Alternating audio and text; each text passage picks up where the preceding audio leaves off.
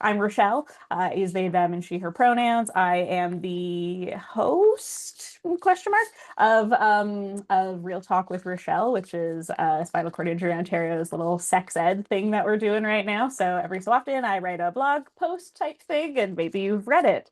But I'll tell you more about that later on. Go ahead, Brett. Thank you. I'd like to begin by acknowledging that we live and work on the traditional territories of many Indigenous nations across Turtle Island. While we meet today on a virtual platform, we must recognize the importance of the land and our treaty agreements. We acknowledge the ancestral and unceded territory of all Inuit, Métis, and First Nation peoples. Furthermore, we reaffirm our commitment and responsibility to improve our understanding of Indigenous peoples, their cultures, and their histories. We recognize our shared and continued responsibility to honor, respect, and care for the natural world around us as it supports and grounds us every day in our journey on this land. Let these words serve to center our thoughts on the enduring Indigenous presence and the Indigenous right to self-determination while recognizing the historical and current oppression of Indigenous people in Canada and around the world. Let us acknowledge our privilege and work together to decolonize systems as we begin to engage in new ways of learning, being, and doing. Let us build relationships that honor and uphold the voices and values of Indigenous hosts. As Spinal Cord Injury Ontario encompasses many geographies, we ask that everyone take a few moments of their day to find out which unceded or treated territory they live and work on. You can use the link www.native-land.ca to learn more. Thank you. Thank you, Brett. Yeah, I feel like I should acknowledge that I'm currently zooming in from Halifax or Chibuktuk in Mi'kmaq. So I, am sort of representing the Mi'kmaq land right now, although I do not steward it myself. I am just living on it. Yeah, thank you. So yeah, just before getting into things, I wanted to just sort of like situate us in the context of what this webinar, what this conversation is about. And really what we're doing tonight is talking about the intersections between queerness and disability and why those intersections are important, for people who identify with those experiences and those identities, but also for like in the grand scheme of things, as we are exploring why there are like queer identities, trans identities, or disabled identities, and perhaps don't already hold some sort of intersection there. How can we make spaces more inclusive for people who do hold both of those identities or a multitude of other identities? But tonight we're specifically focused on queerness and disability, sort of more broadly. Just to sort of like situate myself in this conversation. So I am a sex educator and I generally specialize in disabled sexuality and adaptive sex practices, which, can look like a lot of different things. But I do this not just because I have a general interest in it and like a healthcare background and all that, but because I also am queer and disabled. So, kind of come to this from like firsthand knowledge. And I think the reason that I got into this work in the first place is because of my own identity and my own, experience with navigating those intersections. So I'm super excited to get to talk to two very cool people right now. And I'm going to quickly read their bios and then I'm going to just start asking questions and we'll have like a nice, wonderful discussion. I hope it will be great. I already know that. So Cam Berube is a former Paralympic swimmer and passionate advocate for disability and queer inclusion, competing in 3 Paralympic Games and supporting Team Canada behind the scenes at a 4th. Cam has championed adaptive sport and challenged barriers in athletics. Openly queer and disabled, Cam's advocacy is rooted in the belief that both identities push against traditional norms, creating space for new inclusive narratives. She has served on the board of directors of Athletes Can, promoting equity for athletes facing systemic barriers. Beyond sport, Cam works in the museum sector as an equity, diversity, inclusion, and accessibility, or EDIA advisor, helping cultural institutions become more inclusive. Today, she continues to lead as a speaker, mentor, and consultant dedicated to uplifting marginalized communities and advancing social change. Welcome, Cam. Thanks for having me. Yay.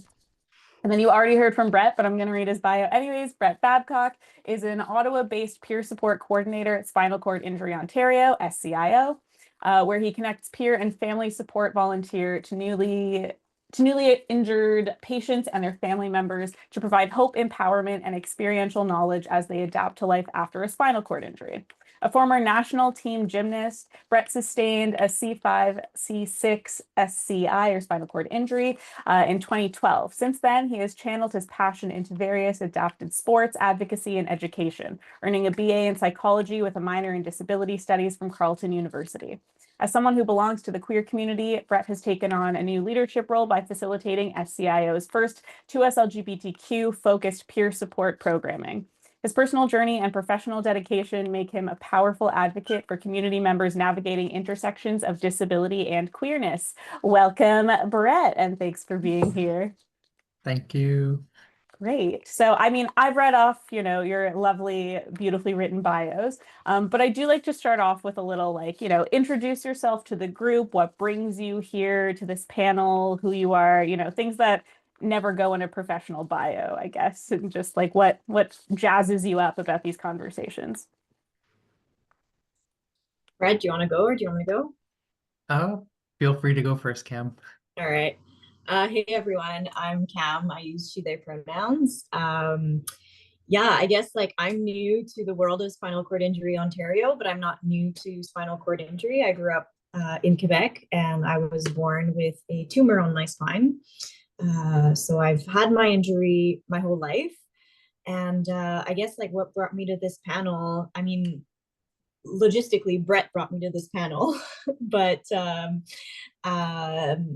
I did disability studies in university, as well as communications, and I always had a very strong interest in looking at representations of disability and specifically sexuality and disability. So I guess this interest or this passion of mine, I should say, is something that I love to talk about. I love to have those conversations. And I think that we don't have enough representation of queerness and disability just in general. So yeah, I'm very excited to be here and have this conversation with Brett and Rachele. Yay, thank you. And Brett, go ahead. Yeah, so I'm Brett. I use he, him pronouns.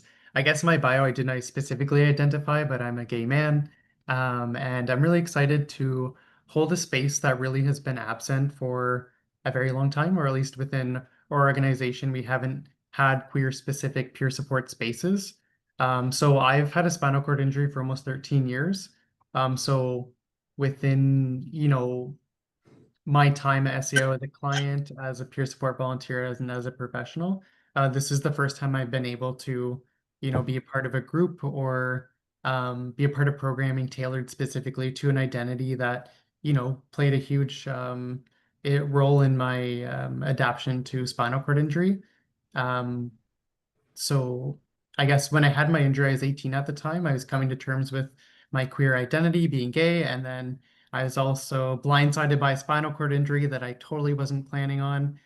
So in having to navigate both of those identities was a major struggle for me at 18, and I felt quite alone in that process. And I benefited greatly from the peer support programs that I belonged to. Originally, I was in Alberta when I had my injury, and then Ontario, and I had a great experience with SCIO peer support, but there was always a part of me that I couldn't share or I didn't feel comfortable sharing completely, which was being gay.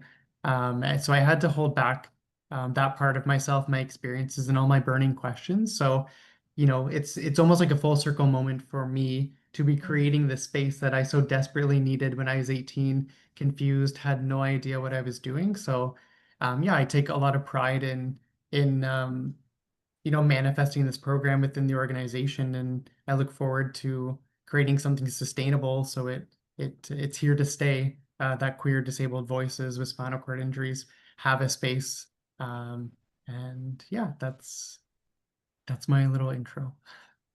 Awesome. Thanks, Brett. And, I think this really great leads us into our first sort of question. So as two people who hold intersecting marginalized identities, how does that intersection show up for you? And Brett, you already spoke a little bit about, when you were coming to terms with yourself, there was kind of these push and pull pieces a little bit that didn't necessarily meet each other at the time, although now you're creating spaces where they can meet each other. But yeah, are there other barriers or other ways that intersection shows up, even if positive or negative or just complicated more broadly? I think complicated hits the mark for sure. You know, progressively over time, over 13 years, I've been able to accept both identities. Yeah, at the time, at the beginning, it was much easier for me to accept my physical disability, so that marginalized identity, because it seemed like it was, you know, um, not allowed, but people generally understood like this, you know, it wasn't a choice. A spinal cord injury happened to me. I've become a part of the disability community, and that was never questioned. And, you know, queer identity back then, even though it's not that long ago, is still quite taboo. And I didn't feel comfortable sharing that. So slowly but surely, I surrounded myself with people who supported me, a very supportive family. But just finding those spaces where I could be both queer and disabled took a really long time to find, and it was tricky to navigate, quite exhausting. Um, a little bit lonely in the beginning, but I did find community in social media.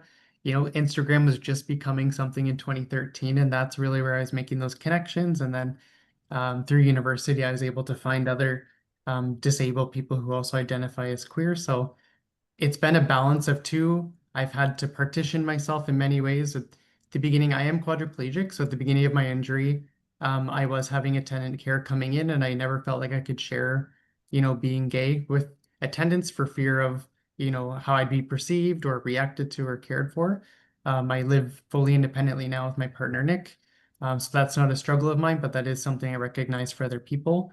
Having to partition yourself is a terrible feeling, but you do notice safety and concern. So um, ups and downs, difficulties navigating the two, but I'm at a place in my life now where I've fully accepted both, and um, happy to share that experience to help empower other people. So Cam, I'll let you speak. Yeah, thanks, Brett. Yeah, I think we both come from like such different backgrounds because like I said earlier, like I was born with my disability, so I have no idea what it is to be able-bodied. So I don't bring that perspective of like shift in your lifestyle, I guess. But I've always known I was queer. I mean, there were signs when I was so young, so young, and luckily I grew up in like a very supportive family, which was awesome. But also, um, I think Rachel, you were saying, or Rochelle, sorry, you were saying earlier that it's complicated. Like, yeah, it is complicated. And I remember when I came out to my family, their reaction was almost like, "Oh, well, we knew because like you're disabled, so of course you're not going to get together with men." And so I don't know how much of that I've internalized. Right? You ask yourself those questions, um, and then, but also growing into my queerness has allowed me to understand how queer disability is. It's like queer is, or disability is so inherently queer, and you can't really separate the two. And both my queerness and my disability have allowed me to kind of like find those alternative routes and find those like creative ways of feeling empowered and of just doing life, right? And like I was saying, like I had a really supportive family, but it was always kind of um like they weren't doing anything wrong, but sometimes not doing anything is not doing the right thing, right? So yeah, I have a lot of pride in the intersection of like my queerness and my disability, and I think that definitely comes from like a place of privilege for sure, because like I know that's not the reality for a lot of people. um but there was a time where I didn't want to speak up about my queerness. Like I felt very ashamed, and like the professional setting is a place where I just like did not feel safe opening up. Yet I was doing all these advocacy for like 2SLGBTQ plus individuals. So I think people probably ended up like putting the dots together at some point, probably outed myself. But yeah, there's just like that shame is there and it exists. And but yeah, hopefully spaces like this, just like Brett was saying, will allow folks to just, yeah, feel more comfortable in their skin. Mm. Yeah, you mentioned the experience of like working in advocacy but not necessarily identifying. And I feel like a lot of us maybe like attended like a pride parade or like an event being like, I'm just an ally, like I'm just here to support. And then like 2 years later, at least for my own experience, 2 years later, I was like, oh no, I see what happened here. Yeah. The clues, the things like that. Exactly. Exactly. Yeah, yeah. And yeah, you're both making some like just wonderful points about like the assumptions that we make about people and their identities and like what that means in relationship to their other identities, you know, those assumptions of like, well, you must be Mhm. queer because you're disabled, or like you, or on the flip side, like you can't be queer because you're Mhm. disabled. Just these like very, you know, very strong assumptions about other people and other people's bodies, and what they want to do with those bodies and with themselves. And yeah, it's frustrating, I think, a lot of the time for a lot of us, especially when you are relying on other people to like care for your body in Mhm. some way. Mhm. Um, yeah, is there anything else coming up for either of you when it comes to, yeah, the like intersections, how those play a part in your life? You know, you talked about your experience kind of like navigating coming out, coming to terms, coming to the point of these intersections. But, you know, now as people who I would say are very like, I know who I am in some way at least. Yeah, are there ways that those intersections play out for you like in this moment? I mean, I could speak to like sexuality specifically. I mean, I think like there's so much uh like you need so much wisdom. There's so much like crip wisdom in crip sex, for example. And that altogether again is like it's so queer. You have to find new ways of like redefining sex, redefining what queer sex mean. Because like we have so many representations again that are so cis hetero ableist, and there's no space for disabled queer sex. um and yeah, I think like that's a space that we don't talk about enough, or we don't, there's again shame about what what do you define as sex, and like what you use during sex to make things like comfortable and fun and sexy. Because I think still to this day like disability isn't perceived as sexy, but it can absolutely fucking be. Hell yeah. I love it. And I love like the idea of crip wisdom. Like I Mm, like love, yeah, it always feels juicy to me to be like, yes, like there is wisdom in lived experience and wisdom in something that I think a lot of people are like, oh, that's not, we can't say that. We can't do that. Like mhm. that's not right. But it's one of my favorite things. Yep. Yeah, yeah, that's awesome. Yeah, Brett, what's coming up for you? Yeah, I think just along the lines of that, having to rediscover your body. Like I grew up until the age of 18 in a body where I had full sensation, full movement, and I had to relearn like what feels good, what are my erogenous zones. It was a bit frustrating and lonely in the beginning. Again, I was very closeted, very sheltered. There wasn't much talk about sex, and if there was, it was like a presentation directed towards men, and the conversation was, you can still get boners and you can have babies. And I'm like, not for me. That's not the group I want to join. And at the time, majority of the people at the rehab center were men in like their 60s, 70s, totally unrelatable. Um, and it was my primary nurse who was like, I think you're gay. And I was like, yeah.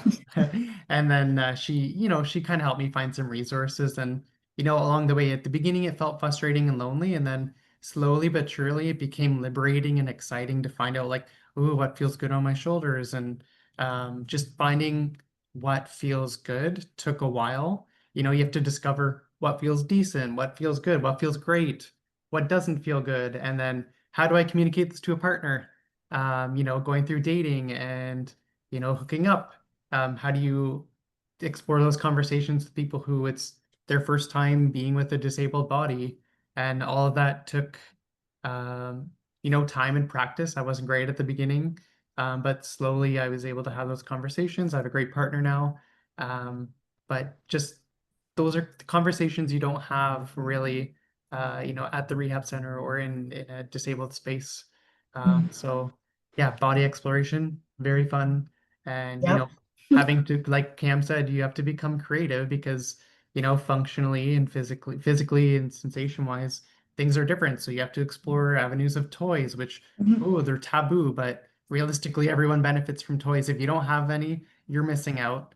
With a disabled body, you need to play on creativity, whether that's mental or incorporating toys, because sensation's important. I'm a sensation seeker, and pleasure, touch, all of that's important. So finding what works for you, highly important, and it shouldn't be a conversation that you're scared of having, regardless of your, gender, sexual orientation. Yeah. Something's coming up for me. I think from my own experience, like I was saying, like I never knew what it was to be able-bodied. I've always had my spinal cord injury, and so I didn't see myself. I couldn't feel the things that I was told I was going to feel, if that makes sense. And I had to figure that out on my own. And there was so much shame because you're so young and you're trying to figure out like where to touch yourself, where it feels good, where it doesn't feel good, and then you're going to like all these medical appointments and you're being touched in places that like feel good, and you're like, why does that feel good? That's weird. That's it. So for folks who might have the experience of like being born with a disability, there isn't enough conversation around like when things are altered from birth, like what that feels like. And I think it can open up like such interesting conversations about like, to Brett's point, like find your erogenous zones, and like if that's your ear, and like great, awesome. If it's the back of your thigh, awesome. I think there's just so much exploration that can be done, and hence the like disability is so queer because it's out of the ordinary, or what we're told that is ordinary, quote unquote. Yeah. Mm. Yeah, absolutely. One of my favorite things. So, and I came out as queer probably 10-ish years ago, and then, became disabled later on. But one of the things that I have always felt is like figuring out what disabled sex was going to look like for me was a lot easier because I had already like unlearned heteronormative sex. Like I had already done that exploration. I'd already been like, okay, like the sex ed that I had clearly wasn't for me in my experience. So like moving into this, like, okay, I had to figure it out already. And then once the time came to be creative again, like I had already done it. It was kind of easy, but I see a lot of people struggling with it and not, not being prepared for the need to be creative. I think that comes up. And of course not, like we're not given those opportunities in school when we're growing up, let alone now when we experience, any changes to our bodies. And bodies are constantly changing. And I feel like people kind of forget that like a thing you like now, you might not like in 2 weeks or in 2 years or whatever. Yeah. Yeah. The sex educator in me is like, oh, I love talking about this. This is my favorite thing. Yeah. All right, I'm just looking at the time because I want to leave lots of time for questions. And then if they're from our audience, and then if there are no questions from the audience, I have extra questions that I can always ask. But the next thing that's coming up is, where have you been able to experience like true belonging? Especially from the intersections of queerness and disability, what either communities, what spaces, what circumstances were at play that made that feeling of true belonging happen? Think I'll go first. We chatted about this earlier, and someone I'd like to see myself in larger groups, see on Instagram, at least in gay male community, there's these large groups of men who hang out and do all these social events. But for me, that just hasn't been a reality.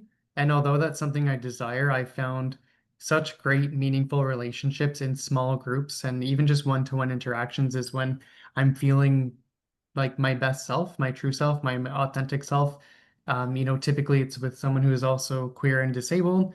But I do have a handful of friends who are non-disabled who fully, at least understand or think ahead when they're trying to, connect with me and to go out in the community. They understand, going to, queer events, although they might be accessible because there's a ramp, there's all this social anxiety of going because disability is the first and only time I felt like I've stood out, but also been invisible at the same time. Everyone's aware of I'm in the room, like I'm the sole wheelchair user, but then I'm also ignored sometimes, and that's not always the case. But having that one or two experiences like that can really be difficult to get yourself back out there. So surrounding yourself with friends who will go with you to those events, who will stay by your side, to make it more comfortable for you. My little successes are, Cam is my friend, her partner is my friend, and just little gatherings like that have been the most like liberating, fun, enjoyable. Like I can be myself. So yeah, I recommend connect with one, two people. And then if your social circle expands, that's great. If not, um, those are just as meaningful as, hanging out with a large group. Totally. Yeah, that really resonates, Brett. I think like community is such a huge piece, and the reality is that like the queer community has an ableism problem, has always had and still does. And for me specifically, I have a handful of friends who are able-bodied, but they're part of the trans community, and I've been finding a lot of like really solid friendships with those folks. I think it has to do with, I mean, they're just like awesome people in general, but I think it has to do it in like a mutual understanding of the ways in which our bodies are being medicalized. I think there's just like a deep understanding of each other in ways that I didn't know were possible. And yeah, there's just a lot of yeah, like a lot of power in those interactions and in those friendships. But I'm with you, Brett. I can't do big crowds, not anymore, not at 30. Smaller groups are great. Yeah. Yeah, I feel like, oh no, go ahead, I Brett. was just going to say to tap back into Cam's experience with trans folks. I think they're also a group who understand what it feels like to be overlooked and oppressed in a group that's already marginalized, and you expect better from Mm-hmm. the queer community because they understand what it feels like to be oppressed and marginalized. Yet it's happening to us still. So, I don't want it to be super down like this conversation, but there's a lot of work to be done. And I still have internalized ableism, internalized homophobia that I'm dealing with myself too. So, yeah, it's managing both both of the communities at the same time, and feeling recognized or totally overlooked can take a toll. But when you are recognized and when spaces are inclusive fully, not just having in our case having a ramp when Mm-hmm. people are interacting with you, it's such a great feeling. So I do have experiences of that for sure. I Mm-hmm. just unfortunately have a few more experiences where I've showed up and felt totally overlooked or not celebrated. So. Yeah, I think I talk to a lot of people who, talk about how disability can be really isolating. And that there's mainly, if we had people in our lives who, who changed on us after disability sort of happened, or if our needs changed, if our experiences changed, if they wanted to go somewhere and we couldn't go, and then it's all of a sudden like, well, we're gonna go without you, like goodbye. And that's sad. It's a sad time. And I think like we need time to be able to grieve those relationships, but then the opportunity to find new relationships where people hold us as whole beings and see us and care about our access needs and actually like prioritize them in some way. Like it's so beautiful. It's so beautiful. And yeah, it doesn't, and I really appreciate that you both are saying that sometimes they're just small groups of people. Like we don't have to have 40 friends. I don't know if I have the energy for 40 friends anymore either, right? Like both of you are saying, it's exhausting. And it's especially exhausting when you have to sort of like keep up with like their demands and that don't really suit you. So yeah, I'm always very appreciative of my like much smaller community, but my much more like rich community, rich in like, feelings and values. I wouldn't say in money necessarily. You know? In this economy. Exactly, in this economy and with the disability, like yeah, it's probably not happening. But that like richness to the relationships that I have versus kind of these like half-assed relationships that we have with people who where they really are friends in the first place. But there is that feeling of loneliness that you both have sort of spoken to, or at least Brett, you spoke to. I can't remember now if you Mhm. have, Cam, but yeah.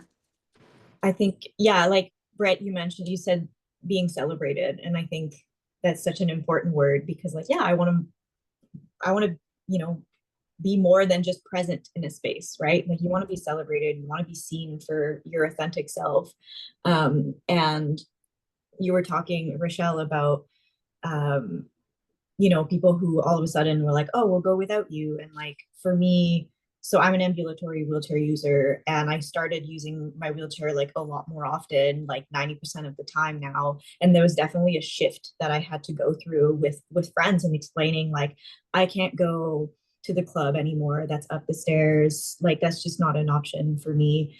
And there was a lot of like tension and misunderstanding of that new reality, and misunderstanding coming from a place of like, well, you can do it without your chair. Like, why would you not go now? And it's like, sure, I can do it, but then I'm going to be wrecked the next day. And I think there's still a misunderstanding of um, like my chair is giving me more freedom and more energy on the daily basis, and etc. So, yeah, so there's definitely like, um, I don't know what the word is, like misunderstanding or just like lack of awareness when it comes to assistive technology. For sure. Yeah. Yeah. And I think, and not to, I don't think we've talked about this before, but I think in queer communities, there is quite an intensity of like bar culture, and so many bars are inaccessible. And so it does kind of like take us out. I have to like bring it back to sort of our like larger theme of like, where do those intersections like really show up is, something that's a huge part of socializing in the queer community, not for everyone. And I've seen a lot more sober spaces, but, are those accessible? Who's to say? But that bar culture really is something that's like so prevalent, and yet most bars, I would say, are quite inaccessible. Yeah, yeah. Cool. Okay, what time is it? The timing, yes. I love when we're on time for things. So I'm going to sort of open it up now to our attendees, our audience members. So if you have a question, please feel free to throw it into the Q&A, or just throw it in the chat if that is preferable for you. I'm going to give a few seconds for folks to be able to like think of their questions, write them in if that is something that you want to do. And in my little schedule I had, and not to like throw you to the like to start saying things now, Brett, but I feel like you're warmed up now. But did you want to talk a little bit about, while people are thinking of their questions, a little bit about the Peer Connect? I think that's what it was called. Sure. So, like I mentioned in my bio, I have taken on 2SLGBTQIA plus programming within the organization, and what that looks like moving forward is a monthly peer drop-in. We've coined it the 2SLGBTQIA plus drop-in group. It's virtual, and it's going to be held every third Wednesday of the month from 6 to 7 p.m. So our next drop-in group is Wednesday, July 16th. Everyone is more than welcome to attend. You can join anonymously. The events will be posted on our SCIO events webpage. To register for the event, you email me specifically, and that's to protect your identity. Knowing that you're registering directly through me, your name's not being shared elsewhere. Anyone's welcome, whether you're participating in conversation or quietly listening. Everyone's participation is meaningful. And we are setting guidelines to protect identities and what's shared. So our next group meeting is to finalize our name, and as well as to refine the community guidelines, and finding ways to make this space as safe as possible for everyone to enjoy. So that will be continuing forward. So I really hope people joining today consider the group, and it's not limited to just Ontario. We're more than welcoming to folks across the province, internationally too. It's for everyone, as long as they identify with the community and either have a spinal cord injury or similar condition. So that's what people can look forward to.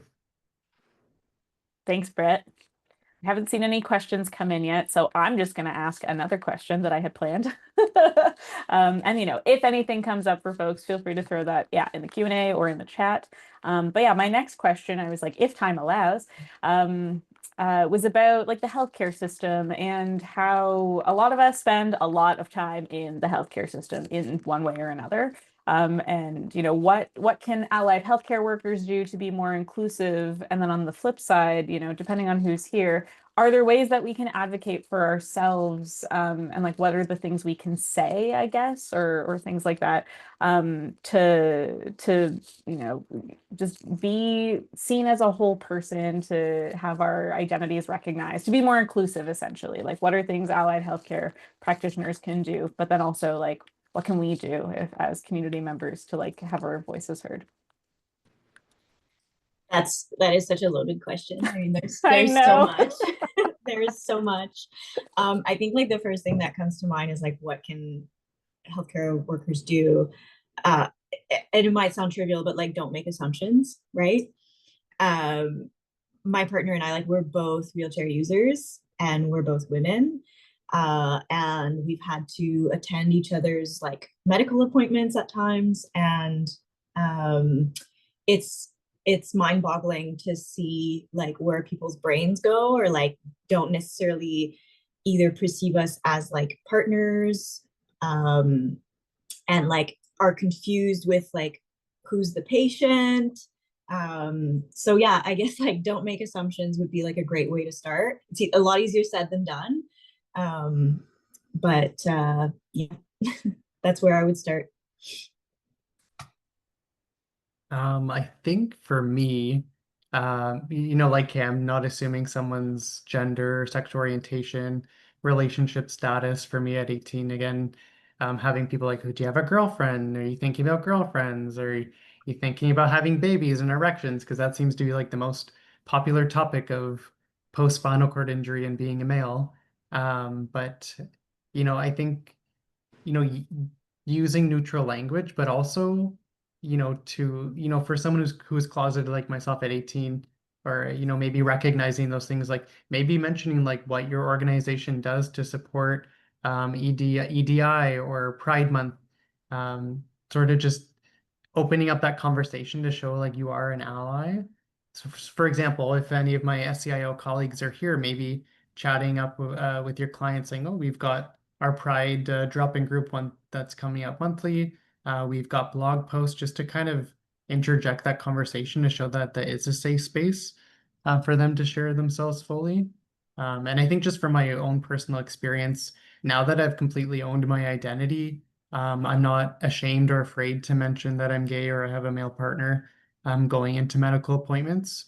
Beforehand, I was always so like anxious, you know, going into urologist, physiatrist, and um, I just felt so intimidated and, you know, carried some degree of embarrassment because it's totally internalized homophobia.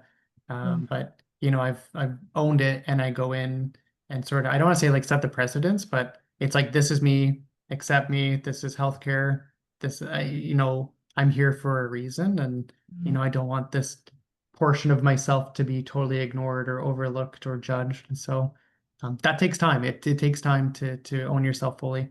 So I empathize with people who are potentially struggling to be fully out with their healthcare providers. Yeah, yeah, absolutely. It's a tough process. It's a tough process, especially, you know, if you're new to those healthcare providers, making sure you're going to be treated fairly. And you don't want to like rock the boat, so to speak, although I hate that term because it's always Mm, used in derogatory ways when I speak up and say what's, you know, what mm. needs to be said, at least to me personally.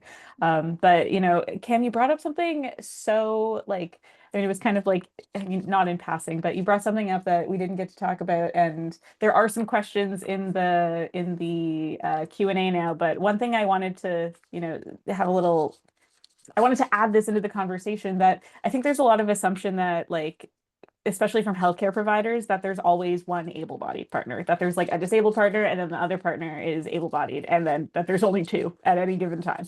You know, there's only two people involved. So yeah, those assumptions can really throw people off. I had friends who had been dating at the time and were both disabled, but one used a manual chair and one used a power chair. And the amount of times that the person in the power chair was like spoken over or like not spoken to, just because of like the hierarchy of disability in that like care provider's eyes, very, yeah, very, very strange. So if you're a care provider here, have better thoughts. Okay, let's see. Oh, lots of good questions in the chat. Two short ones and then a long one that I'm going to start reading as one of you is answering. So first question in the chat, how do you challenge ableism in dating and in the bedroom?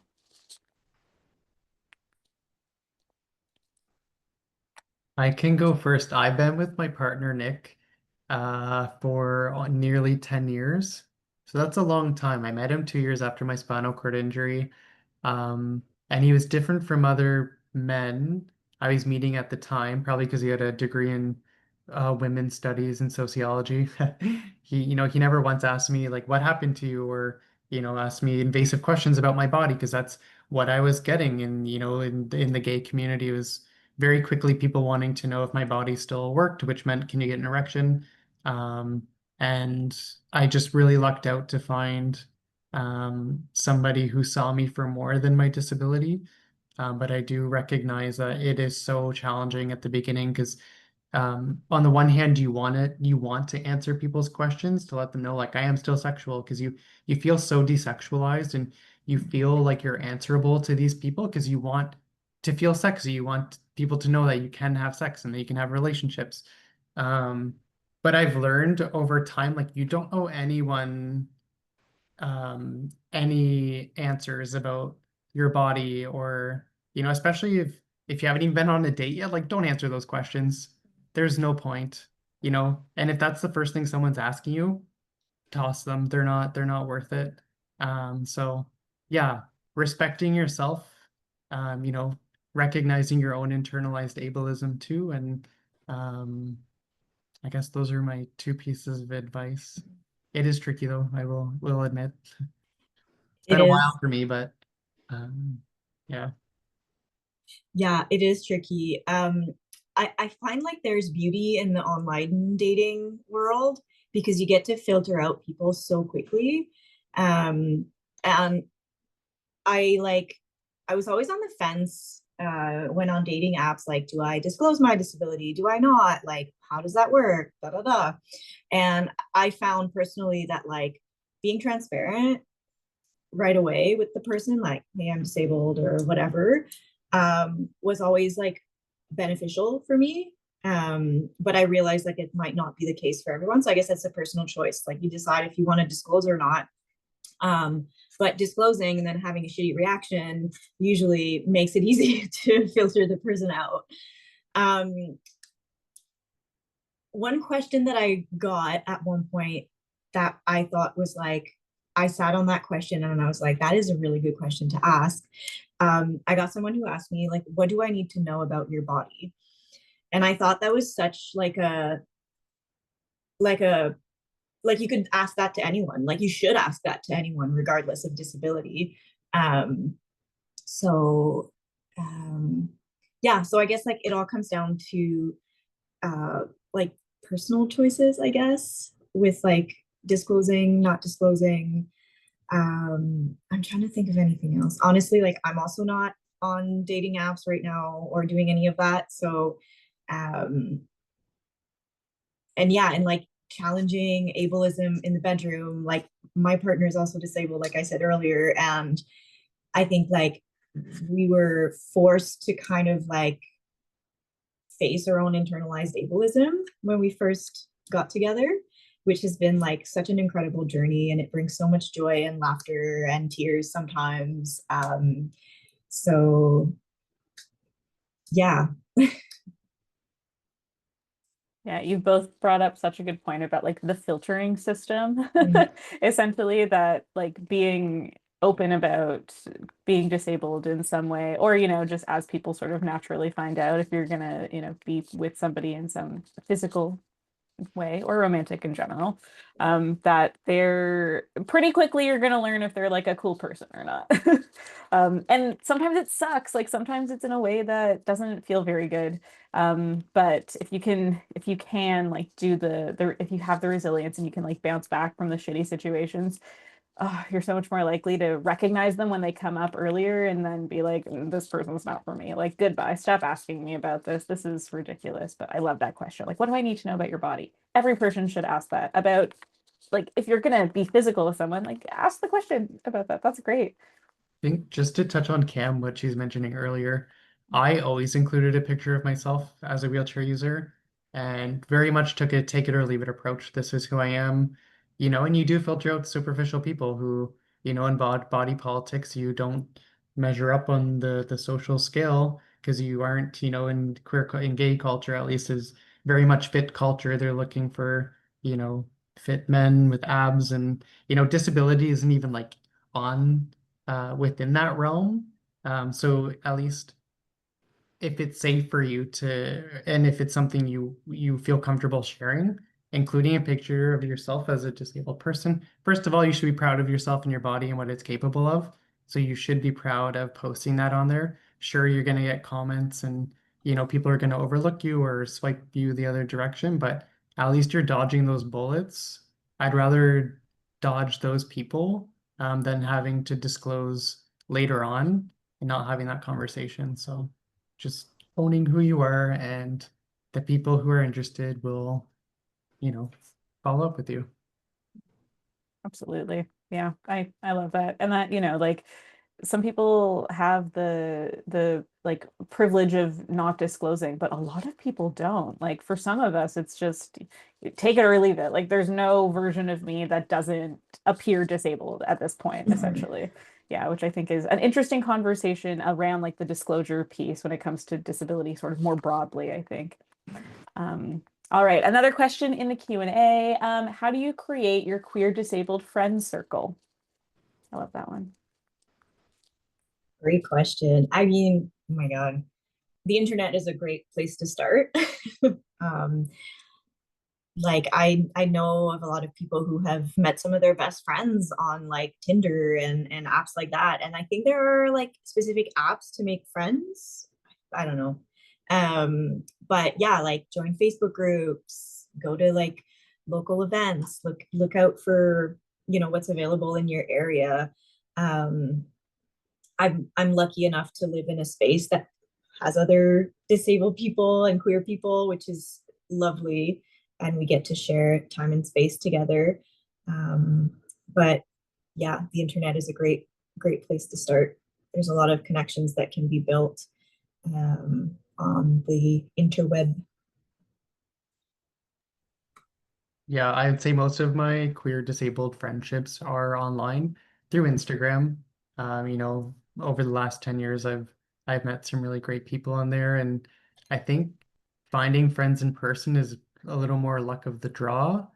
Being a part of Facebook groups, whether disabled or queer, and just so happening to come across another profile.